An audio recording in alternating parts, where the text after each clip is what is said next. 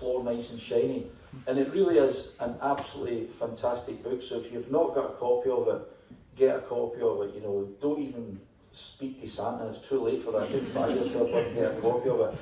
We're going to be hearing from her in a few moments' time, but first I would like to welcome onto the stage another guy who's mentioned extensively in the book, and he also has an incredible passion for all things Barrowland and Barrowland Ballroom. He's the managing director of Margaret McIver Limited. Will you please put your hands together for Dougal MacArthur?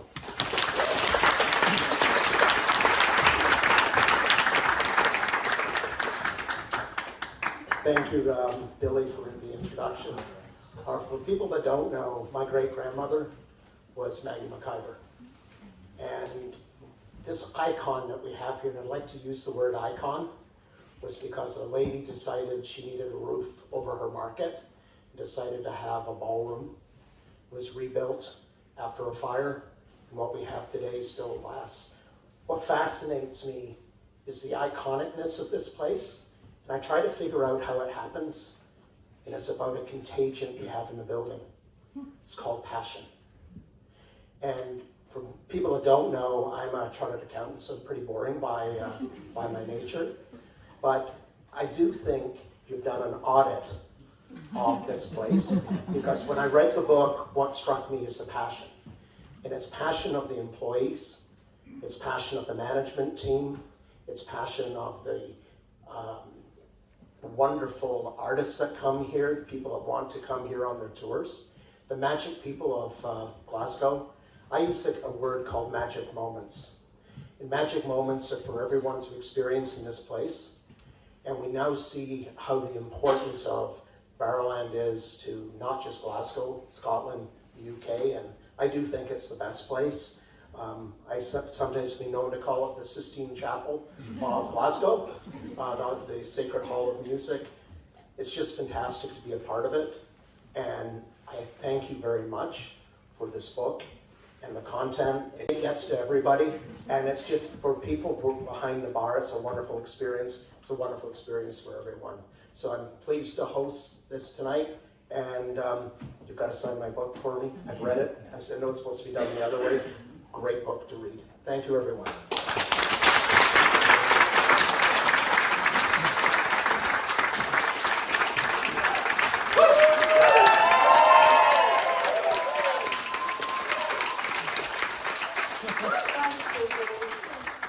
Thanks for coming, everybody. I had to make a speech. It's quite long. Sorry about that. But I would have written it down, but I have to say it. So, yeah, look, thanks for coming. If I could see you properly through my reading glasses, I would be able to see all your lovely faces. And those who know me and have kind of lived through this process with me, these days don't come around very often. You will know that. So this is a really special day. So thank you for being here. I really appreciate that. And I wanted to say a big thank you to Dougal MacArthur and Tom Joyce. Firstly, for letting us have this launch here, and for being so welcome when I was doing all my research. And I was here 4 years, you know, pretty much. Dougal, I love that tour that we had of the Barrows Market and the ballroom, and you were telling me all your stories. I mean, it's in your blood and it's in your heart and soul, and thank you. Thank you for letting me tell the story of the Barrowland. Tom, you've been so generous, where are you? Been so generous and kind, and I think your support of me doing this project has given me a confidence that's not even anything to do with writing, but thank you very much for that. And without you, there would be no book. Quite simply, so thanks, thank you.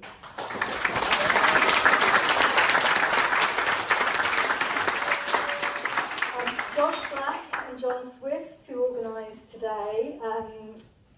Josh, I didn't get to interview, but I will next time, if there is a next time.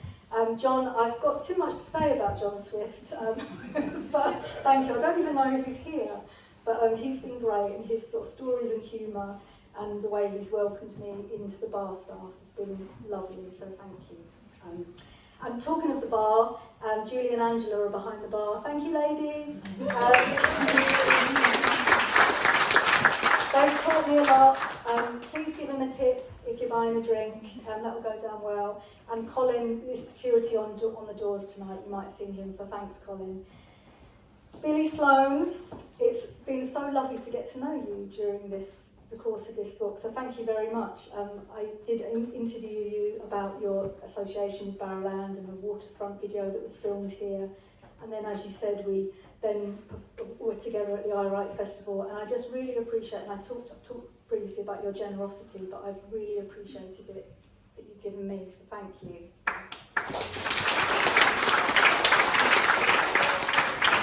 There's a couple of fellas here tonight. This book started out as Barrowland Ballads, which was a Creative Scotland, Glasgow City Heritage Trust, and what was the other one? Glasgow Life funded project. And we did a book called Barrowland Ballads, which was a book of photographs, illustrations, and my words on the Barrowland Ballroom. And I worked with my very talented colleagues and friends, Chris Leslie and Mitch Miller, who are here today. So that book was a limited edition book, and it's sold out. Again, this book wouldn't have happened without that original work that I did with them. So thank you. Can you just give a round of applause for Chris and Mitch? Thanks, guys, for giving me your blessing to go on and do this. It was a bit like leaving the band and doing a solo project. But, we're still friends. We'll speak about that later.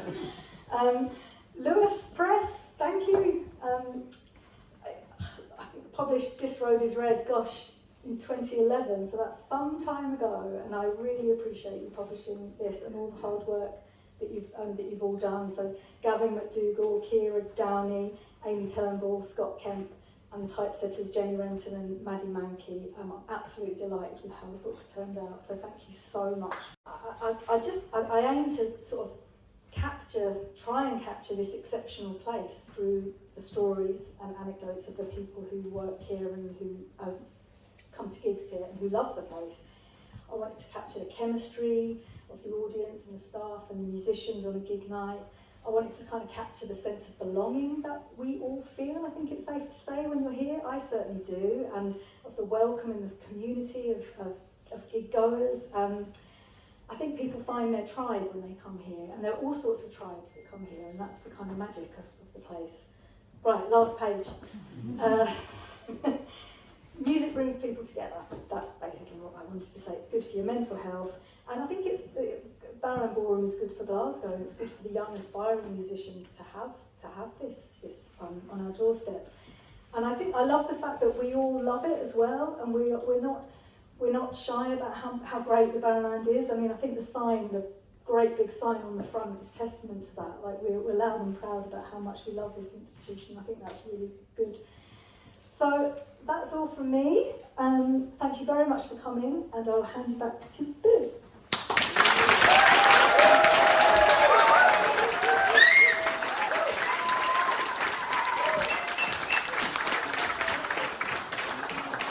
Everybody has got some kind of special, connection with, the Barrowland and the Barrowland Ballroom. And my connection is that if you go into the main hall and you go down to the left-hand side, the stair where they bring the equipment in, if you walk out into the lane, right in the corner, there used to be a place called the Shoe Corner. And when I was 14, I worked in the Shoe Corner. My wages were £1.50 a day, and I sold shoes. There was a guy out the back with the microphone, right, ladies and gentlemen, get this in. And I was down the front, in the firing line. And one of my claims to fame was that I sold shoes, a pair of training shoes. I'm not talking about Adidas or Nike or that kind of thing. It was just a pair of balls. I think they were £1.75. That's how long ago it was. Slippers were 99p, and a pair of shoes were £1.25. And the trainers were £1.75, and I sold a pair of trainers to a guy, and I recognised him because he hadn't quite hit the big time. And it was Billy Connolly, Gavin. And I sold Billy Connolly a pair of trainers. I don't know if he still got them, I hope so.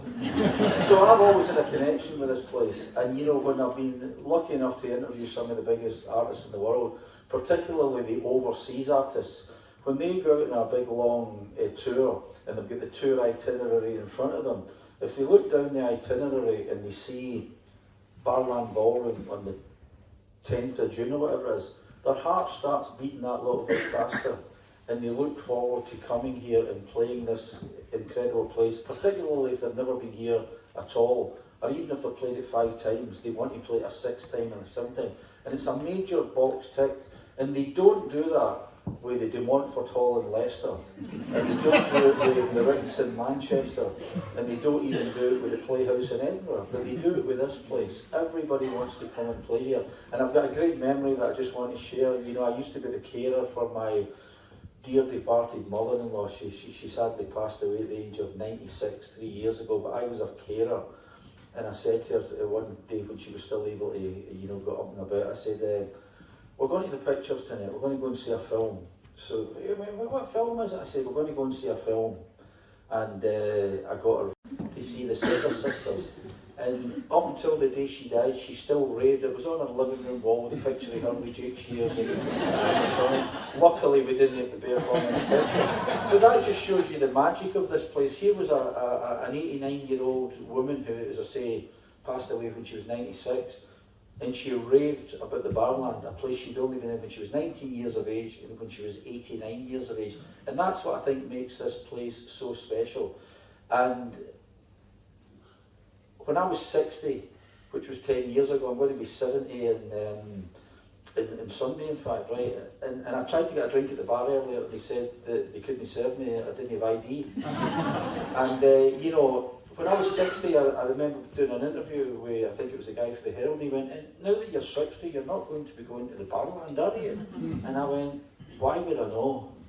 Why would I not want to go and see my favourite band playing the Barrowland? And I reckon that when I'm 80, if I'm still around that time, I'll still be going to, Tom, will you still get me a seat up the back? Because I can't stand. I phone Tom up and I go, I'm on the guest list, you don't need to get me in, I'm in. But once I'm in, can I get a seat up at the back? I can't stand for 2 hours, it's too much, my knees are gone, right?